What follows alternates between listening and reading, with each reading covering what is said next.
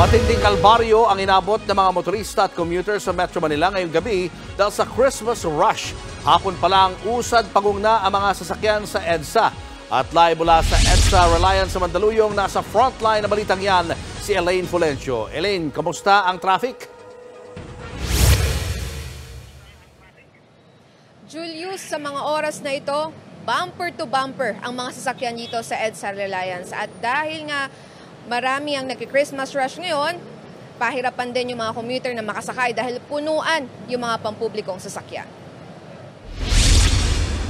Hindi na nakaabot sa alas 2 na duty si Maricar bilang staff ng bakery sa Nepa Q-Mart. Mula kasi sa kanyang tirahan sa Malabon, pahirapan ng pagsakay dahil sa dami ng pasahero. Dagdag pa riyan ang matinding traffic sa EDSA.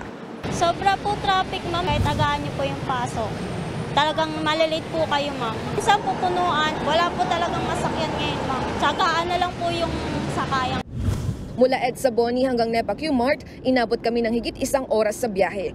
Unti-unti na kasing bumabagal ang mga sasakyan bandang alas 2 ng hapon kanina. Pagpatak ng alas 3 ng hapon, moderate to heavy na ang daloy ng trapiko sa southbound lane ng EDSA Q-Mart. Kaya maging ang mga motorista, kanya-kanyang diskarte na rin para makaiwas sa matinding traffic.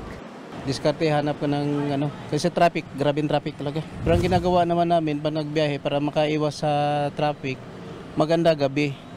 Mga alas 10, alas 12, ganun talaga. Pero pag umaga, kahit anong gawin ng traffic talaga. Ang delivery rider naman na si Carl, kahit nakamotorsiklo, naiipit pa rin daw sa EDSA dahil sa dami ng mga sasakyan. Kaya may pagkakataon daw na nagka-cancel na ang ilan niyang customer. Mga kliyente po namin, sinasabihan po namin na ganito, traffic. Wala naman po kami magagawa kung traffic. Kasi nagmamadali. For safety sa mga riders. Sa datos ng MMDA, nadagdagan ng 10,000 hanggang 15,000 ang sasakyan sa Metro Manila kapag rush hour ngayong holiday season. Sa datos ng ahensya noong Oktubre, nasa 428,000 vehicles ang dumaraan sa EDSA kada araw. Halos doble yan ang kapasidad niyang 240,000 vehicles. Tiniyak naman ng MMDA na tuloy-tuloy ang kanilang clearing operations, lalo na sa mabuhay lanes kung saan maraming mga sasakyan ang dumaraan.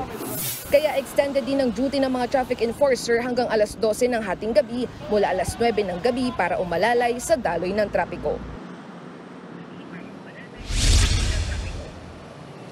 Julius, usad pagong pa rin yung mga sasakyan ngayon dito sa EDSA Reliance. Sa magkabilang lane niya, northbound and southbound lane, mabagal yung usad ng mga sasakyan. Magmula dito sa Reliance, going doon sa EDSA Boni, Show hanggang Ortigas, doon po talaga mararamdaman yung masikip na daloy ng trapiko. Doon nga malapit sa palibot ng mall. Kaya paalala na rin po sa mga kapatid natin na nagbabalak lumabas sa ganitong oras, magbaon po kayo ng inyong pagkain para hindi kayo gutumin dahil sa bagal ng mga sasakyan. At pahirapan din po ngayon ang makapag-book at makasakay ng mga pampublikong sasakyan.